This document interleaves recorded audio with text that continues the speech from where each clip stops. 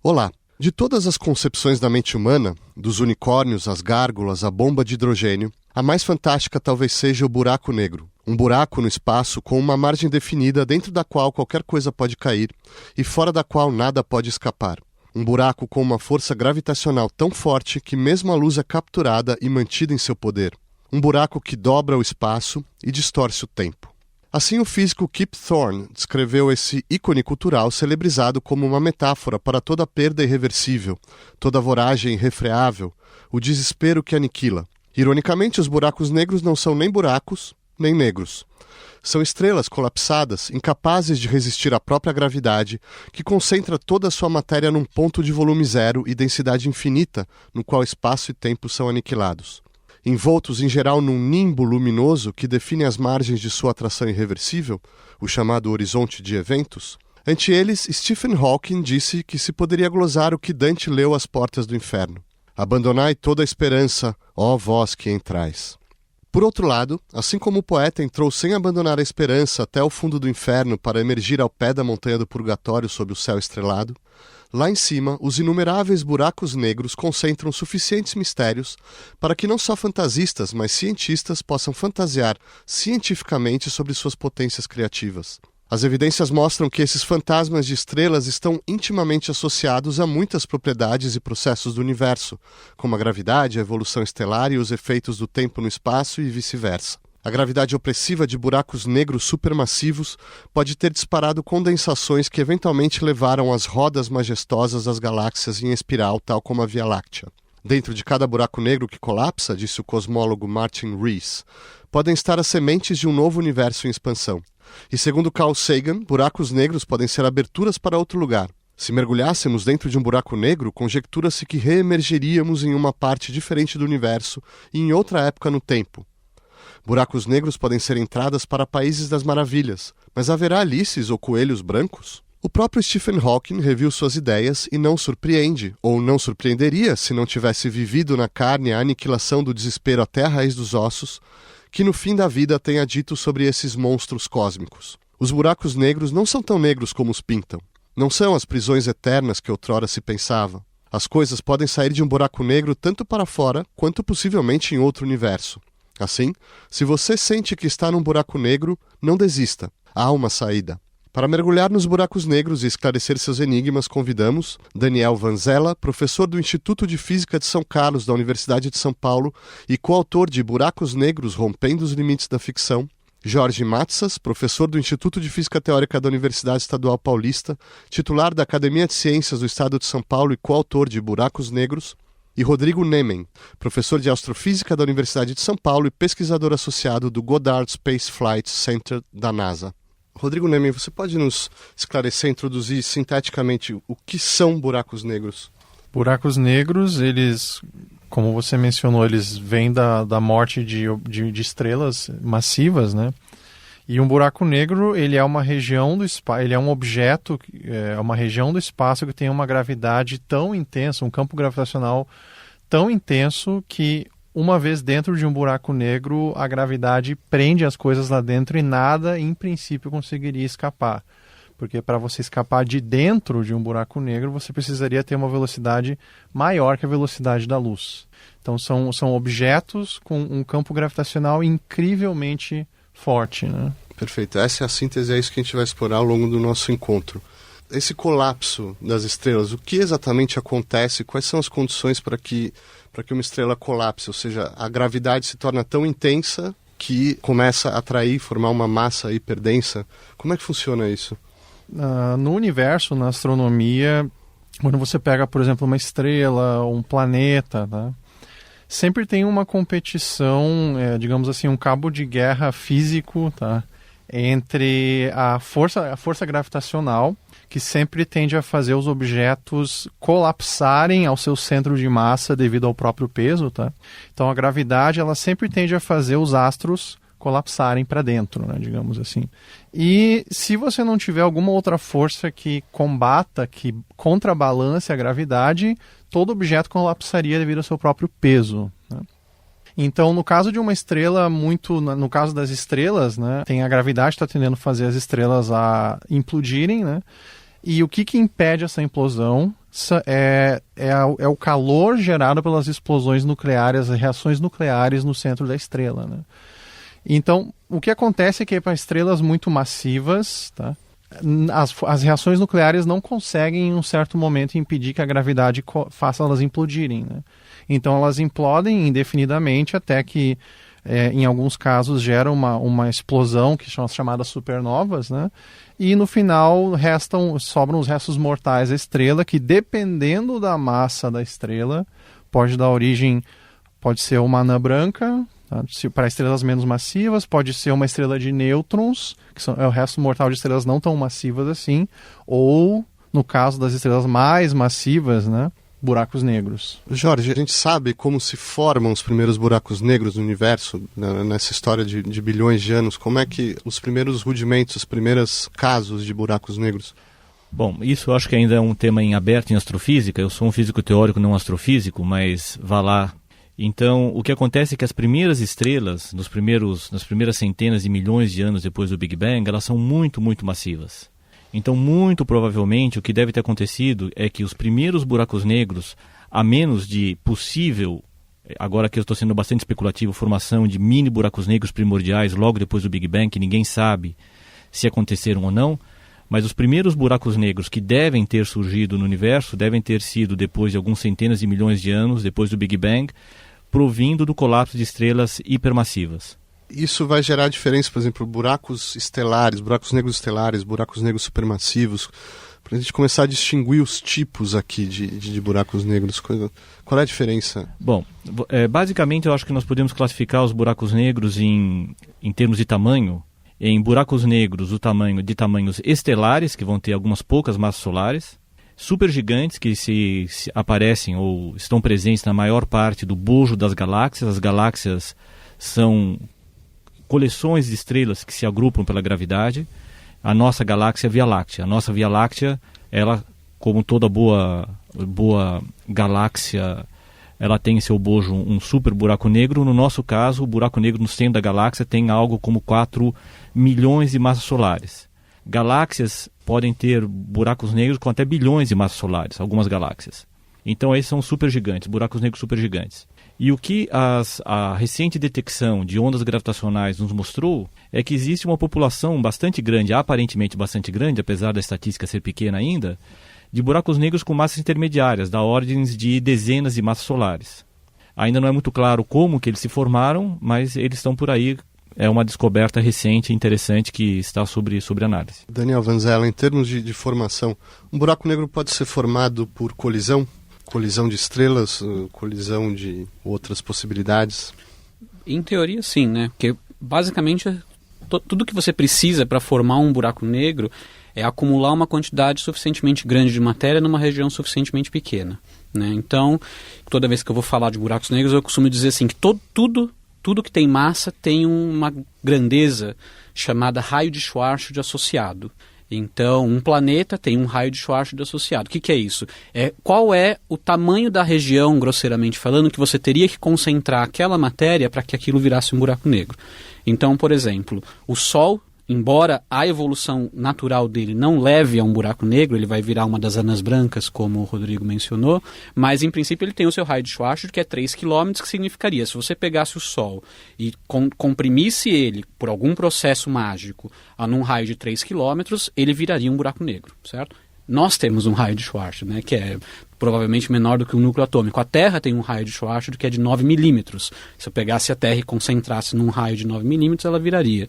Então, é tudo que você precisa, concentrar uma dada quantidade de matéria numa região muito pequena. Então, por exemplo, você pode ter o caso de uma estrela branca, como o Rodrigo mencionou, que seria um resquício de uma estrela morta, mas que não tem a massa suficiente, não está concentrado o suficiente para virar um buraco negro, mas que essas estrelas de nêutrons, elas têm um limite de massa, tipo 1,4 vezes a massa do nosso Sol. Se por algum processo ela absorver matéria por colisão ou roubar de uma companheira, uma estrela que esteja orbitando, ela pode passar desse limite máximo de massa que ela pode ter e colapsar e dar origem a uma explosão e formar um buraco negro. Tá? Então é possível, sim, em princípio, se você pega um objeto que já está na iminência de colapsar e você acrescenta matéria a ele, você poderia, em princípio, curiosamente, aliás, falando em colisão, se especulou, algumas pessoas devem lembrar, se especulou alguns anos atrás, quando o LHC, o Large Hadron Collider, ia começar a funcionar, se cogitou de que talvez você pudesse fazer a colisão de prótons lá com energia suficiente para produzir um buraco negro. Seria um mini buraco negro. Não simular, gerar de fato um mini buraco negro, né? Isso, mas precisaria, como a energia lá de fato não é suficiente para colocar dentro do raio de Schwarz, precisaria algumas hipóteses adicionais serem verdade. Inclusive chegaram a tentar impedir o funcionamento do Large Hadron Collider, né? Então, em princípio, sim, se você colidir, se você juntar massa suficiente numa região suficientemente pequena, você pode ter sim a formação de um buraco negro. Agora, uma vez colapsado, ele começa a absorver energia num ponto cada vez menor e que tende a zero, mais uma massa que tende a um infinito. Ele vai absorvendo. Que tipo de matéria, Rodrigo, ele absorve? E eu estou pensando assim, até como começa um processo de estabilização, porque ele não é um aspirador que vai puxando tudo. Existe um limite, a gente vai falar sobre isso, né? Um evento de horizontes, como se diz. O nome que se dá para a superfície do buraco negro, a gente chama na física de horizonte de eventos. Horizonte de eventos. Horizonte de eventos, que é um termo que vem dessa área, que é a teoria da gravitação, que chama-se de relatividade geral, né? Que substituiu a gravidade de Newton, né? E que é uma teoria que já tem mais de 100 anos de idade agora. Então, o que acontece é que quando você forma um buraco negro no universo, e tem várias maneiras de se formar buracos negros no universo, a gravidade deles é muito intensa, então o que chegar suficientemente perto de um buraco negro vai cair lá dentro, né?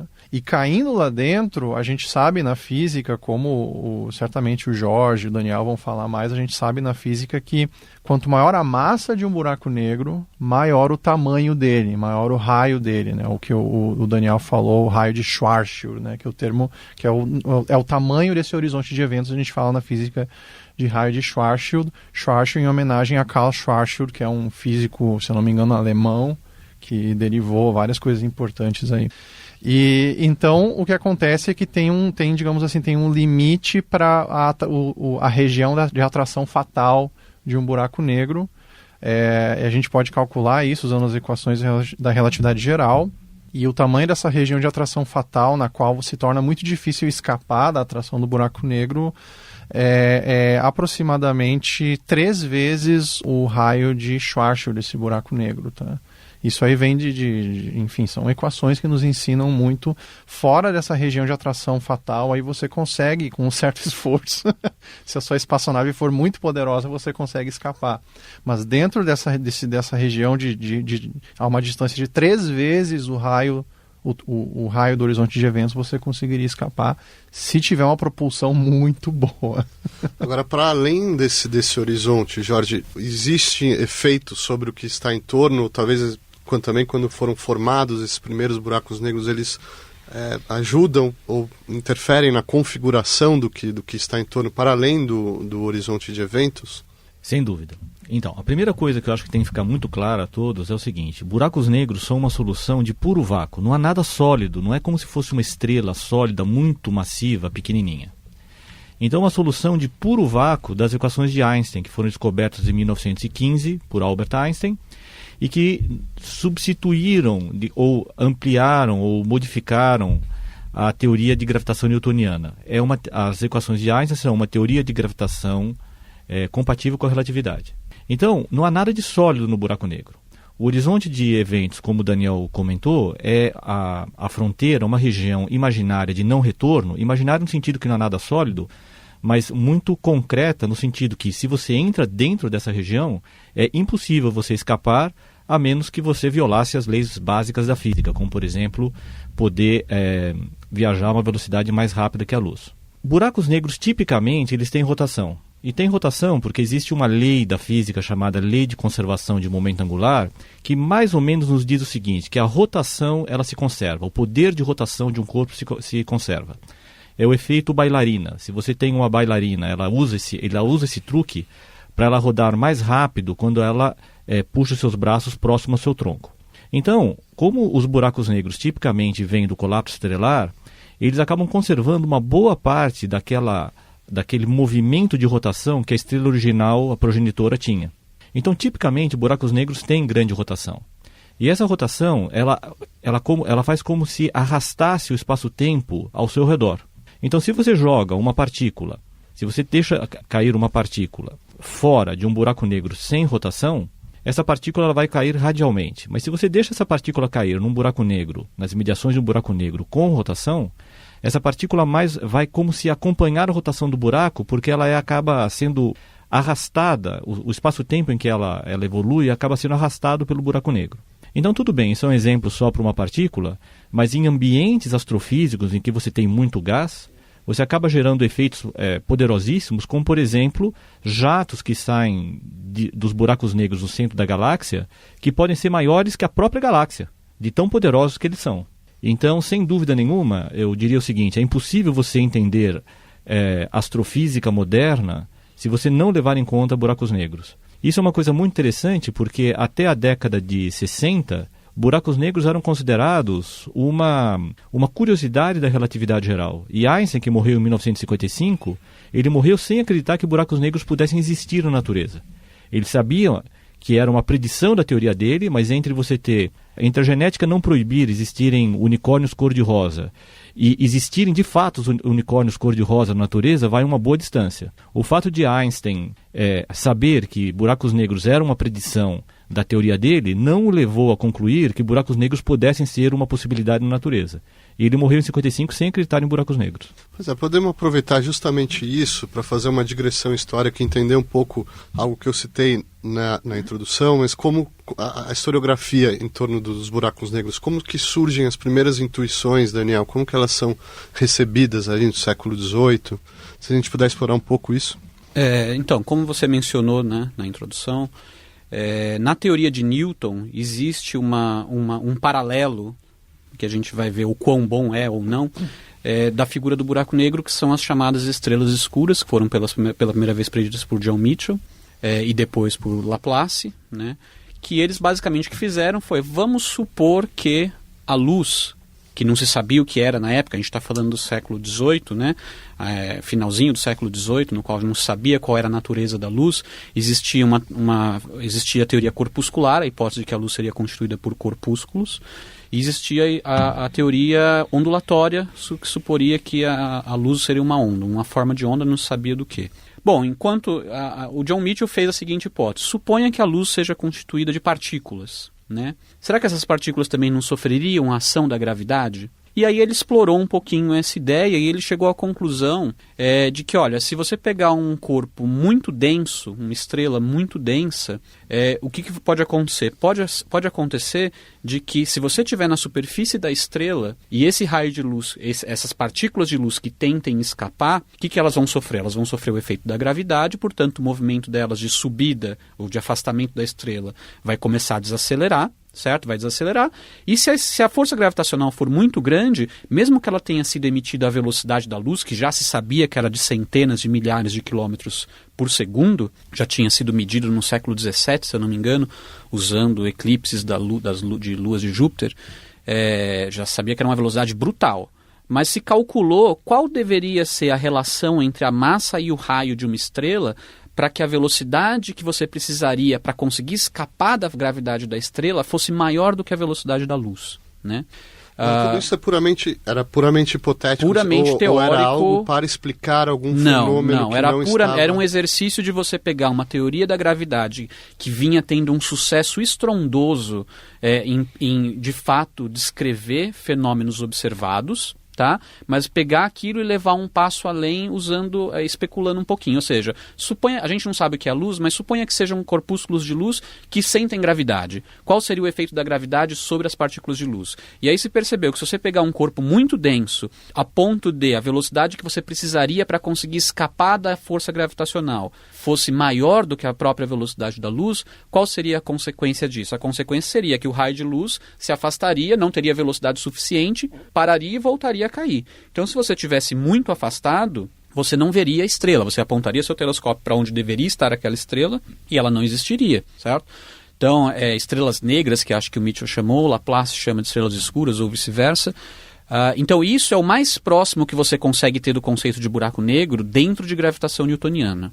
Mas ainda assim, embora eu compreenda que seja um exemplo muito paralelo frequentemente feito quando se fala de buracos negros, né, se dá a ideia de estrelas escuras, mas quando realmente a gente vai para a relatividade geral e vê de fato o que é um buraco negro, essa ideia de estrelas escuras, ela fica completamente, é muito diferente, porque na verdade a única semelhança é que você não vê de longe, mas como o Jorge já mencionou, um buraco negro como a gente entende hoje, não é uma estrela pequenininha que está lá estável, tendo a sua vida. No caso das estrelas escuras, se você se aproximasse muito da estrela, você veria a estrela, certo? O caso de um buraco negro, não há nada lá, porque todo aquele resquício da morte estelar de uma estrela suficiente massiva, ela não consegue se sustentar, portanto ela implode numa região que teoricamente teria um volume de zero, certo? Uma densidade infinita, e não importa o quanto você se aproxime desse raio de Schwarzschild, você nunca conseguiria enxergar o que está lá dentro, certo?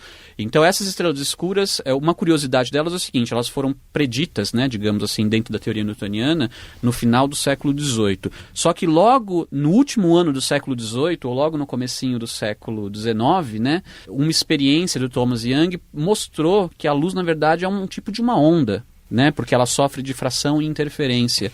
E a partir daquele momento, a ideia de como que a gravidade poderia afetar uma onda parecia especulativa demais. Então as pessoas abandonaram a ideia de estrelas escuras. Se eu não me engano, o próprio Laplace, na edição subsequente do livro dele, onde pela primeira vez ele tinha mencionado as estrelas escuras, na edição logo do começo do século XIX, ele exclui completamente menção às estrelas escuras, porque como que a gravidade vai afetar a onda? Não sabemos, a gente não sabe nem onda do que é, né? Como é que a gente vai saber o efeito? E só mais de 100 anos depois, com o advento da teoria da relatividade geral, é que a gente volta a entender, ou na verdade a gente passa a entender como que de fato a luz, como que de fato a gravidade afeta a luz, porque a partir daí, acho que isso vai ser discutido a partir de agora, como a gravidade não é mais descrita como uma força, mas ela é descrita como uma deformação da própria geometria do espaço-tempo, e tudo se desenrola no espaço-tempo, inclusive a luz, ela tem sim que sofrer o efeito da gravidade.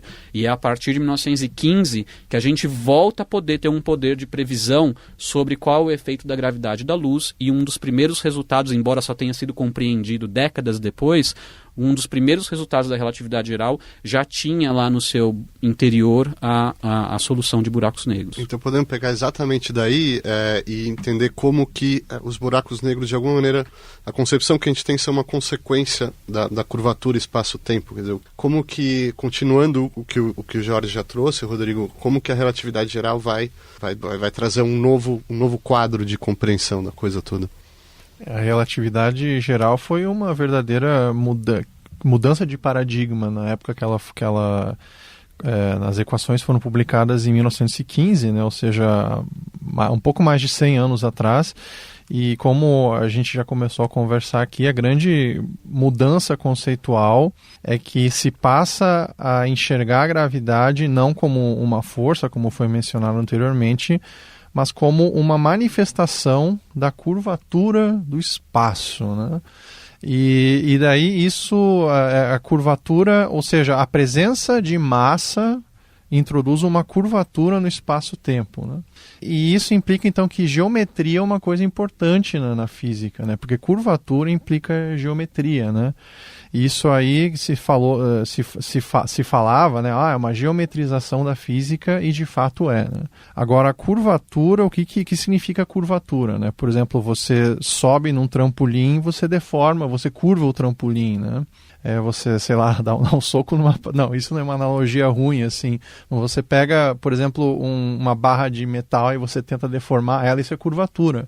Agora, o que é curvatura do espaço-tempo? Exato. Né? Porque é esse que é o ponto central da relatividade geral, né? Que foi uma grande... que muitas pessoas chamam de uma das teorias mais belas da física. Agora, o que a gente entende por beleza, cada um tem o seu conceito de beleza, né? Mas muitos físicos chamam a relatividade geral de uma das teorias mais belas da física por causa da maneira como essa geometrização aparece nas equações, né?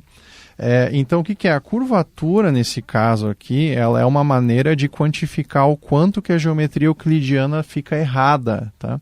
Basicamente, o que ela nos diz é que quando você pega um objeto astronômico, vamos lá, por exemplo, Aqui mesmo na Terra isso acontece, tá? Mas é um efeito muito fraco aqui na Terra. Mas se você pegar um exemplo mais extremo de um buraco negro, tá?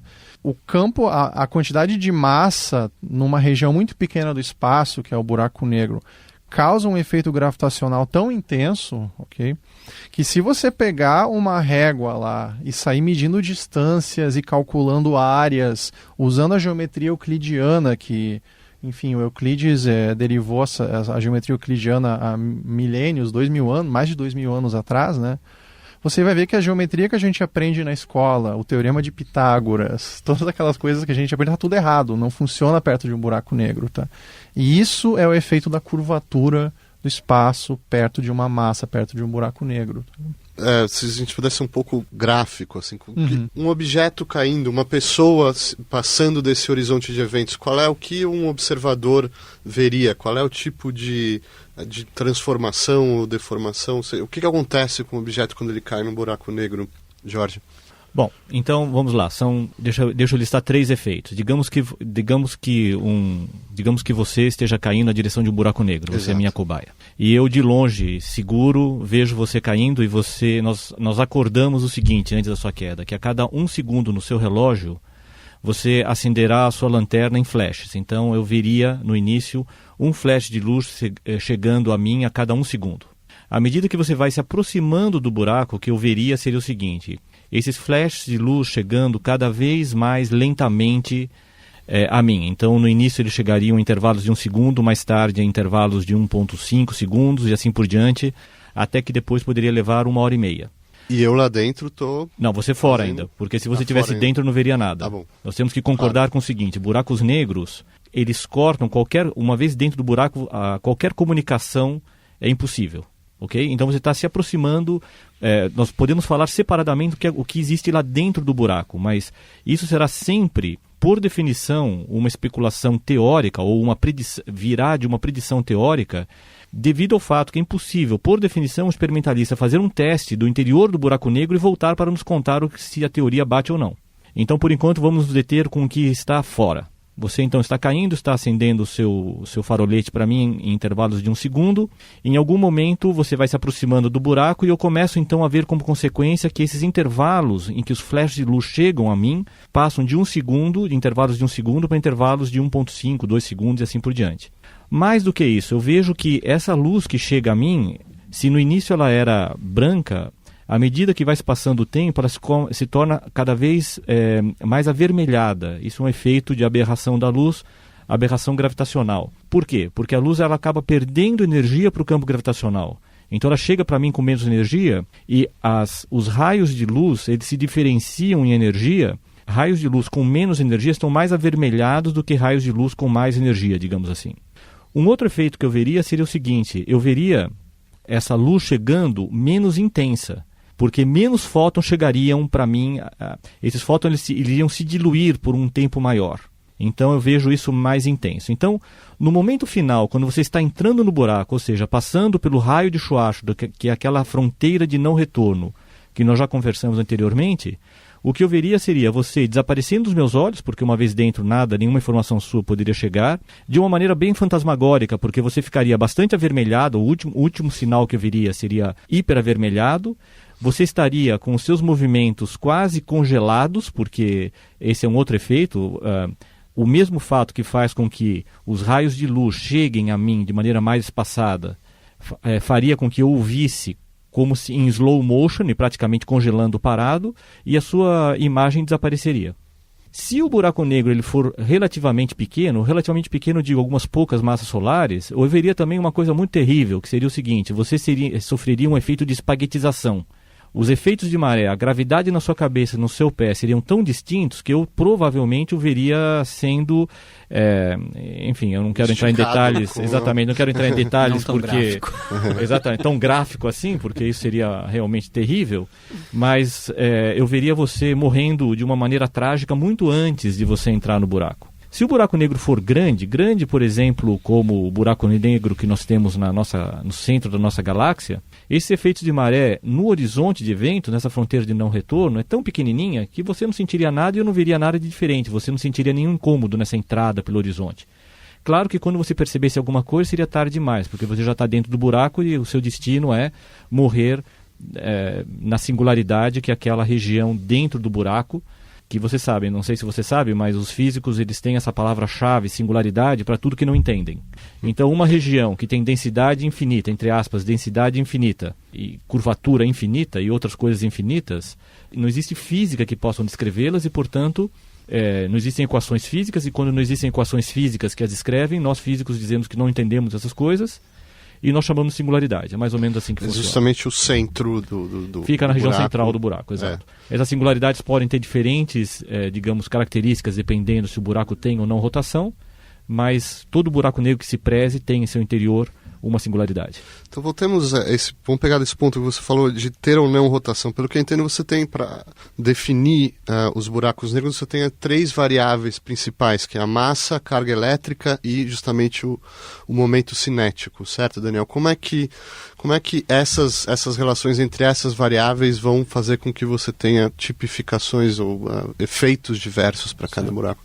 O buraco negro mais simples é aquele que só teria massa, né? A massa é obrigatória em todos eles têm massa. Até porque, como a relatividade geral é uma teoria da gravitação relativística, consistente com relatividade, e desde a relatividade especial de 1905 a gente sabe que massa e energia são praticamente a mesma coisa, né? São só unidades diferentes, mas são praticamente. Então, massa todo buraco negro tem, que é o buraco negro mais simples, mas que também não se acredita que seja o mais comum na natureza, porque, como o Jorge mencionou, como os buracos negros realistas, né, na natureza, a gente acredita que praticamente todos eles, se não todos, vieram da morte ou da morte ou da colisão de estrelas, e as estrelas ordinariamente já têm um certo movimento de rotação. Então, pela conservação do chamado momento angular, que é o que mede esse poder de rotação de uma estrela, né? E isso é conservado, então o buraco negro que é formado é natural que também tenha esse momento angular. Essa grandeza momento angular associado a si, que no fundo é o fato de que a estrela, mesmo que como ela estava girando, isso deforma, isso arrasta o espaço-tempo à sua volta, né? E esse arrasto, mesmo depois que a estrela já colapsou e já não tem mais matéria ali, isso fica impresso no espaço-tempo. Então esse movimento de tipo de redemoinho fica impresso lá, mesmo depois que a estrela mesmo já desapareceu, tendo formado o buraco negro. E além disso, ainda também você pode ter carga elétrica, né? Então, você não consegue esconder carga elétrica dentro de um buraco negro, no sentido de que mesmo que você jogue carga elétrica dentro do buraco negro, essa informação de que lá tem uma carga elétrica e aquele campo elétrico que sai de uma carga elétrica, aquela informação da carga elétrica, ainda você pode medir estando fora do buraco negro, mais uma vez como se esse campo elétrico ficasse impresso no espaço-tempo, né? Então, mesmo que você tiver... E o caso mais geral, evidentemente, é no qual você tem os 3, né? Cada um deles foi, né, a solução da relatividade geral que descreve cada um deles, evidentemente, foi sendo descoberto ao longo do tempo. A primeira foi a que só tinha massa, do Karl Schwarzschild, em 1916, já um ano depois, nem um ano, acho que depois da relatividade geral foi descoberto, e já as soluções de Kerr, que é com rotação, e a de Reisner-Nordstrom, que é com carga elétrica, e a mais geral, que é a de Kerr-Newman, né, que inclui todas as 3 grandezas, já são depois da década de 50, 60, 70. E eles de fato alteram as propriedades do próprio buraco negro. Então a própria geometria dessa fronteira de não retorno, que é o horizonte de eventos, a própria estrutura da singularidade e a própria estrutura lá dentro do buraco negro, que, como o Jorge disse, a gente não tem como testar aqui de fora. Mas as equações da relatividade geral de Einstein, você pode usá-las para tentar ver o que ela prediz lá dentro, certo? E a própria estrutura interna do buraco negro é altamente dependente de se tem momento angular, se tem carga elétrica ou não. E acho que a característica mais, digamos, interessante de um buraco negro que tem rotação em comparação com aquele que não tem, é a presença dessa região que o Rodrigo já mencionou também, que é chamada de ergosfera, né, ou de uma ergorregião, ainda fora do buraco negro, então fora do horizonte de eventos, mas existe uma região chamada ergorregião, delimitada por uma ergosfera. Ela é definida da seguinte maneira: como esse buraco negro ele tem rotação, num certo sentido, evidentemente, então assim, fora dessa ergosfera, você pode contornar o buraco negro no sentido que você quiser, desde que você tenha foguetes suficientemente potentes para isso. Mas uma vez adentrando essa região chamada ergorregião, passando por essa ergosfera, você, não importa o quão potente seja o seu foguete, você nunca vai conseguir contornar ele contrário ao seu movimento de rotação. Você é inexoravelmente levado a espiralar ou a rodar em torno. Você pode até não cair nele, você ainda pode até sair se você quiser, tá, dessa região, mas você não consegue girar. Aqui é o seguinte, para você conseguir rodar pelo buraco, contornar o buraco negro contra o sentido de movimento dele, você teria que ir mais rápido do que a luz. Então, mais uma vez, você não consegue.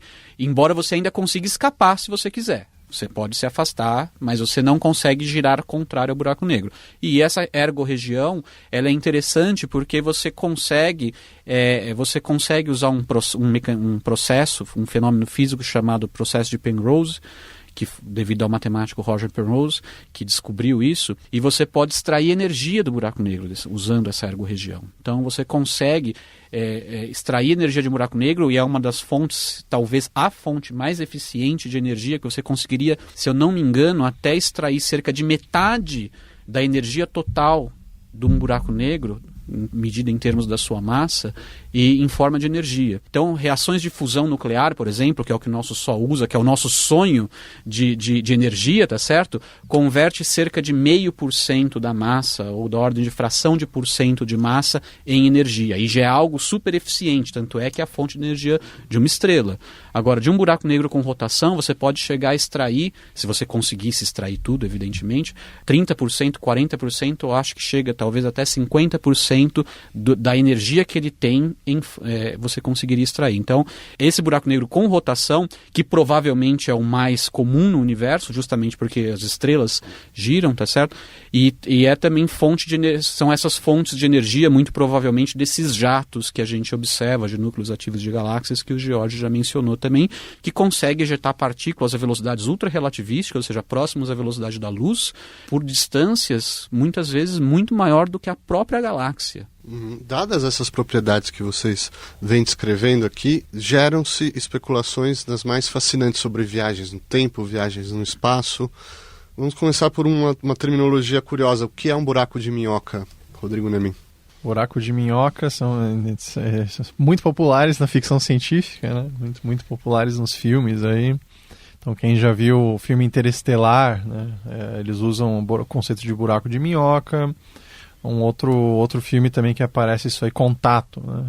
Contato, que foi inclusive uma das obras que me motivou para entrar na física e na astronomia, né? Contato. Bem, o que seria... Nós já falamos aqui várias vezes sobre que o espaço é curvo, né? Isso não é... Isso é comprovado empiricamente, né? Que a realidade física, o palco no qual os eventos físicos acontecem, né? O espaço-tempo, ele é curvo, né? Então, o que é um buraco de minhoca? Vamos pensar no que é um buraco de minhoca real, ou seja, você pega uma maçã, tá? Vamos pegar uma maçã ou uma pera, digamos assim, e suponhamos que você fosse uma criaturinha aí, uma formiguinha, e você quisesse tá num certo ponto na superfície da maçã ou da pera, e você quer chegar ao ponto exatamente oposto na superfície dessa fruta, né? Então, normalmente, você sendo essa criaturinha lá na superfície dessa fruta, você teria que contornar toda a metade da circunferência para chegar até o ponto oposto, né? Agora, se você for um vermezinho, se você for digamos assim, uma minhoquinha, né, você cava um buraquinho através do dentro da fruta e você vai percorrer uma distância menor para chegar lá no ponto oposto. Ao invés de ter que percorrer quase toda metade da circunferência, você cava um buraquinho e atravessa por dentro da fruta para chegar no ponto oposto. Daí você fez um buraco de minhoca, literalmente, como um atalho dentro dessa fruta para chegar mais rápido a uma distância menor onde você gostaria de chegar, tá? Essa analogia é aplicada? Como que essa analogia é aplicada? Tá? Que você poderia fazer, digamos, entre aspas, um buraco de minhoca através do espaço-tempo. Tá? O que seria um buraco de minhoca na física? Seria uma deformação muito particular do espaço, tá? Que conectaria duas regiões do universo, tá? e que daí atravessando, digamos assim, esse buraco nessa região do espaço, seria como se fosse um túnel ou um portal que conectasse esses dois pontos do universo, tá? Então, alguma entidade, alguma criatura que atravessasse dentro desse portal iria chegar mais rápido, pegar um atalho dentro do universo, né? Mas como que os buracos negros formariam, interfeririam ou não tem relação, Jorge? A visão que o Rodrigo deu é perfeita no sentido que é mais ou menos o que é um buraco de minhoca, mas deve ser enfatizado o seguinte, que buracos de minhoca não tem nada a ver com buracos negros. O que eles têm em comum é o nome buraco, certo? E a outra coisa em comum é que eles ambos são fascinantes. Só que os buracos negros são uma realidade na natureza e os buracos de minhoca, tudo indica que eles não podem se formar na natureza por um motivo simples. Se você conseguir construir um buraco de minhoca, com pouco esforço, você poderia construir uma máquina do tempo. E máquinas do tempo, em geral, levam a problemas até lógicos e imorais, como matricídio. Por exemplo, eu voltar no tempo e matar minha mãe enquanto ela ainda era uma criança. Seria um matricídio, eu não sei como se diz agora, um atentado a uma criança. Então seria duplamente ruim. Infanticídio, obrigado. Então seria duplamente ruim. Então, buracos negros e buracos de minhoca, eles têm em comum um pouco em si. Então, é o que eu tenho a dizer a respeito de buracos de minhoca. Podemos falar mais sobre buracos de minhoca, mas... Não, em outra edição. Voltemos aos buracos negros, porque seria interessante saber como eles possivelmente se extinguem, ou na realidade se extinguem, Daniel. Como que se fala em evaporação de buracos negros? De acordo com a teoria da relatividade geral clássica, né, aquela formulada por Einstein em 1915, buracos negros seriam objetos indestrutíveis, né, porque dentro do escopo dessa teoria tem teoremas matemáticos rigorosos demonstrando que, dadas condições bastante razoáveis para a matéria, né, para as condições de energia que existem, da matéria que existe no universo, a área do horizonte de eventos de um buraco negro nunca poderia diminuir de tamanho, né, por nenhum processo físico. Então, mesmo, por exemplo, aquele processo que eu falei de que você pode extrair energia de um buraco negro usando a rotação, que é um fenômeno clássico, ainda assim, a área do buraco negro mesmo, que é definida como sendo a área do horizonte de eventos, aumentaria, né, não diminuiria. Você diminuiria a ergosfera, mas você aumentaria a região do buraco negro. Então, de acordo com a teoria da relatividade geral clássica, buracos negros, uma vez formados, seriam indestrutíveis. Você pode até juntar dois buracos negros, só que a soma a área final do buraco negro formado é maior do que a soma das áreas dos buracos negros individuais que se juntaram para formar esse buraco negro final. Isso de acordo com a teoria clássica. Bom, mas aí, na década de 1970, Stephen Hawking, ele chegou, né, ele demonstrou um resultado usando ingredientes quânticos junto com a relatividade geral, e mostrou que o processo de formação de buracos negros, na verdade, gera um fluxo de partículas que pode ser observado longe do buraco negro e que você pode atribuir como roubando energia do próprio buraco negro. Então, não são partículas que vêm de dentro do buraco, né? A visão não é essa. Uma visão pictórica é você imaginar que essas partículas são formadas nas imediações do horizonte de eventos, né? Então, portanto, fora do buraco negro, escapam para longe do buraco, mas o processo de criação delas rouba a energia do buraco negro e, portanto, rouba a massa, porque energia e massa é a mesma coisa, e como a área do buraco negro está associado com a massa, você também diminuiria a área do buraco negro. Então, é um processo de natureza quântica, não clássica, tá? A gente diz, na verdade, semiclássica, porque você coloca alguns ingredientes quânticos, mas ainda numa gravidade considerada clássica. A teoria da relatividade geral, nesse sentido, ela é uma teoria clássica, porque ela não incorpora ingredientes quânticos nela, tá? Mas juntando minimamente, de uma forma minimamente consistente, ingredientes quânticos com a relatividade geral, na presença de buracos negros, você vê que eles podem diminuir de tamanho em decorrência dessa produção de partículas nas suas imediações que escapa para o infinito, que é o que se chama de efeito Hawking, radiação Hawking, evaporação de buracos negros, certo? Por esse processo, ele poderia, em princípio, diminuir de tamanho. Tá? Alguma evidência? Não, porque basicamente a taxa com que essas partículas são emitidas para buracos negros de massa estelares, ou seja, algumas massas do Sol, a maiores, é muito, muito baixa. E o curioso é quanto maior o buraco negro, menor é essa taxa de emissão. Então, para você realmente ter um buraco negro que você conseguisse ver essa radiação Hawking, teria que ser um mini buraco negro, como, por exemplo, um que se especulou que fosse criado lá no LHC, né, no acelerador de partículas. Ali sim se esperaria que, se um buraco negro fosse produzido, você conseguiria observar a radiação Hawking dali, porque quanto menor, maior a radiação que ele emite. Tá? Mas para buracos negros realistas, certamente a taxa com que esse buraco negro está absorvendo radiação de origem cosmológica, por exemplo, né? Então, talvez um outro tema, né, de cosmologia, como a gente está falando. Então, existe uma radiação aí que permeia todo o universo, chamada radiação cósmica de fundo, que está a uma temperatura hoje em dia de uns 2,7 Kelvin, né? Muito baixa. Só que essa temperatura já é muito maior do que a temperatura Hawking de um buraco negro estelar. Nem se menciona, então, de um super buraco negro. Então, só a taxa com que esses buracos negros realistas estão absorvendo radiação é muito maior do que ele estaria emitindo. E, portanto, não se espera realmente conseguir observar a radiação Hawking de um buraco negro realista. E mesmo que se conseguir, e mesmo que eles estivessem emitindo mais do que absorvendo, eles poderiam diminuir de tamanho. Mas a questão, se de fato eles diminuiriam de tamanho a ponto de desaparecerem completamente, ou se sobraria algo no final, ainda é uma questão em aberto, porque não se acredita que essa junção semiclássica, né, de juntar ingredientes quânticos com relatividade geral, a gente não acredita que ela valha quando o buraco negro atingir escalas muito pequenas. Então, a partir daquele momento, a gente não sabe mais se ele desapareceria completamente, evaporaria completamente, ou se sobraria algum objeto lá no final. Jorge, será que a gente pode falar sobre os criticismos, a teoria, digamos, mais ortodoxa sobre os buracos negros? Quais seriam as versões mais heterodoxas, ou dentre elas as mais plausíveis, assim, que tipo de alternativas, que tipo de questionamentos que se faz hoje nesse campo?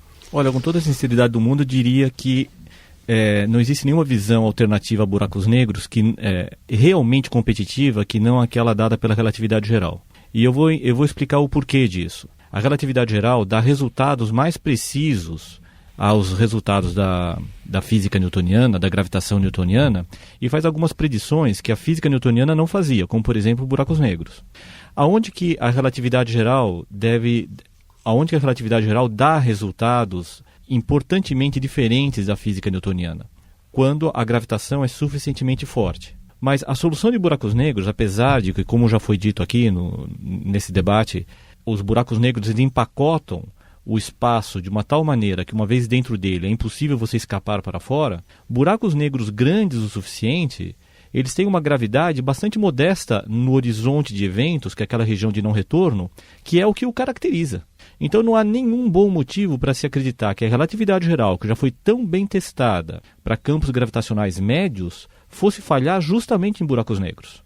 Então, há alternativas, há teorias alternativas à gravitação, teorias que se especula pudessem substituir a gravitação de Einstein. Sim. O quão appealing, o quão sedutoras elas são, eu acho que neste atual momento histórico, pequenas, porque a relatividade geral tem passado por todos os testes. Aonde nós poderíamos dizer que a relatividade geral poderia dar resultados, ou deve dar resultados, a relatividade geral é incompetente para dar respostas, é na singularidade. Na singularidade tanto dos buracos negros como do início do universo, que nós chamamos de Big Bang. Mas, digamos assim, isso não afeta a estrutura do buraco negro, ou seja, a existência de fronteiras de não retorno de onde nada possa escapar. Vamos então nos encaminhar para uma rodada final para falar sobre os desafios que vocês enfrentam. Quais são os grandes questionamentos, os campos mais abertos, onde se podemos esperar surpresas? Aí vocês podem escolher exemplificações. Rodrigo. Bom, um dos desafios, eu trabalho com buracos negros na astrofísica, né? E um dos desafios no meu grupo de pesquisa é que os buracos negros eles interagem com o universo, tá? Eles estão capturando matéria, eles são alimentados de gás, maior parte é hidrogênio, né? Hidrogênio, hélio, né? E essa interação dos buracos negros com o seu ambiente, ela é bastante complicada de você entender e modelar, tá? Então, contas com papel e caneta levam você somente até um certo ponto, né? E quando você quer fazer uma teoria que prevê o comportamento no futuro da interação desses buracos negros com o seu ambiente, você precisa resolver eles com computadores, com supercomputadores, tá?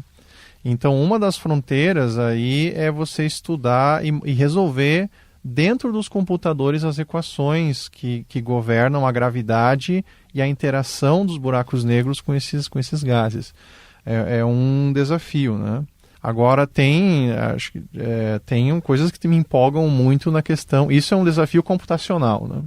Agora tem um desafio empírico, né? Que tem coisas aí extremamente empolgantes que são futuras observações que talvez já tenham sido feitas e que estão esperando ser analisadas nos computadores aí ao redor do mundo, né?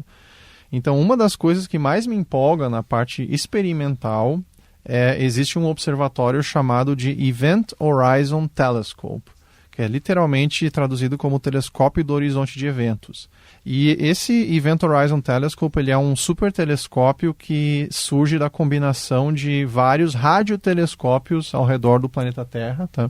E você basicamente combina essas antenas de rádio aí para fazer uma observação simultânea e aponta elas para um determinado buraco negro supermassivo, todas elas ao mesmo tempo, tá? E o que acontece é que combinando essas antenas você tem um observatório efetivamente do tamanho do planeta Terra. Ou seja, um dos melhores observatórios que a humanidade já teve acesso. E ele já foi apontado para o buraco negro supermassivo no centro da nossa galáxia, que tem um nome carinhoso, na verdade não tão carinhoso assim, de Sagitário A estrela, tá?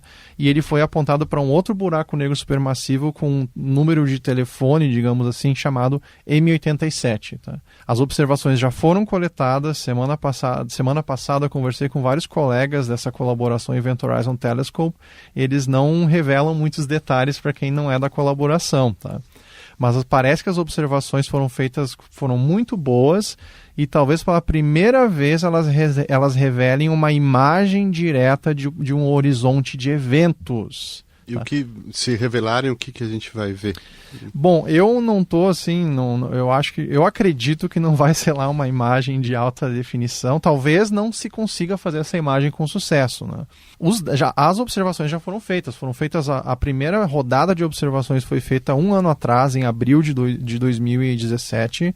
A segunda rodada de observações foi feita agora em abril desse ano, 2018. E a ideia é que literalmente você espere ver um buraco preto numa imagem brilhante, tá? Literalmente, a ideia é que com essas observações você veria o brilho do gás que está caindo no buraco negro no centro da nossa galáxia, o gás no disco de acreção, tá? Que brilha muito fortemente.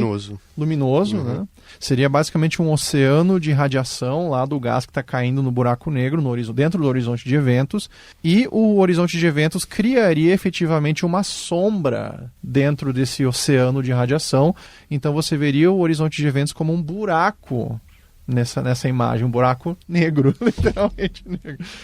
Então, só observar esse buraco nessa imagem de luz aí seria uma coisa fantástica, porque permitiria você fazer testes muito básicos da relatividade geral, permitiria você medir a massa desse buraco negro de maneira direta a partir do tamanho da imagem. Seria um teste fantástico da teoria da relatividade geral.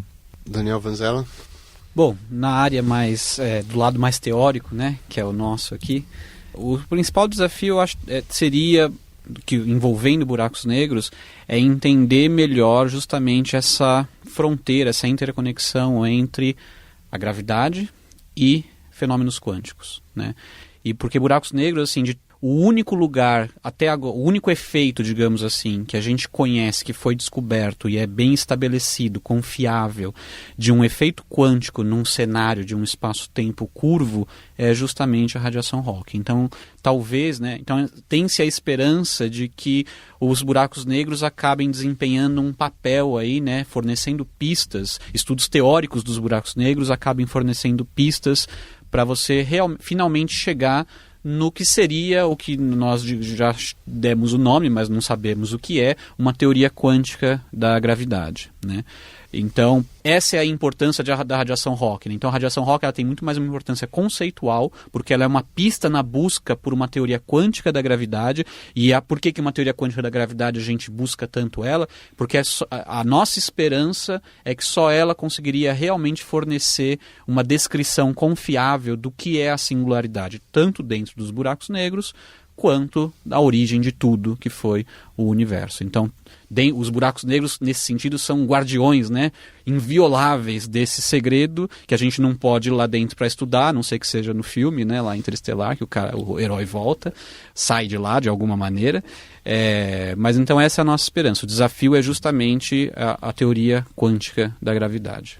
Jorge Matsas. Então, eu já vou responder a sua pergunta, mas antes eu gostaria de encerrar dizendo o seguinte, que havia várias evidências circunstanciais da existência de buracos negros desde a década de 60.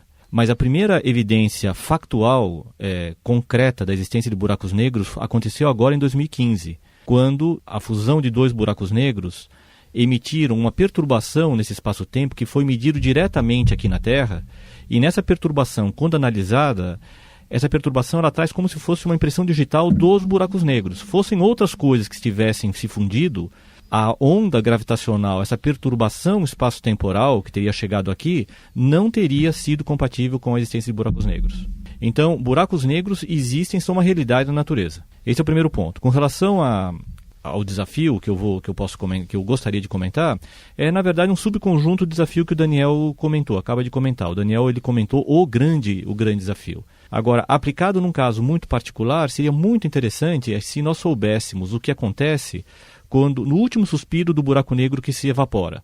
Então, quando o buraco negro chega àqueles fração de grama e ele está prestes a evaporar, essa evaporação final, ela se dá como? O que acontece? Se nós soubéssemos a resposta disso, nós teríamos uma boa pista do que seria essa gravitação quântica que o Daniel comentou. Se nós conseguirmos uma teoria de gravitação quântica, como o Daniel comentou, nós saberíamos calcular esse momento final do buraco negro. Então, essa relação entre gravitação e mecânica quântica realmente ela é fundamental e tem sido analisada atualmente, exaustivamente, de diferentes pontos de vista. Eu acho que seria muito interessante saber isso. Quando nós tivermos essa teoria, não só nós saberemos qual é esse estágio final, esse suspiro final do buraco negro prestes a evaporar, mas saberemos o que são as singularidades. Possivelmente saberemos o que são as singularidades. Isso é um ato de fé, certo? O ato de fé é que gravitação quântica vai nos dizer o que são as singularidades dos buracos negros e o Big Bang. Talvez sim, talvez não. Temos que esperar essa gravitação quântica. Estamos todos esperando. Obrigado, Jorge Matsas. Obrigado, Daniel Vanzella, Rodrigo Nemen. Obrigado por ouvir e até a nossa próxima edição.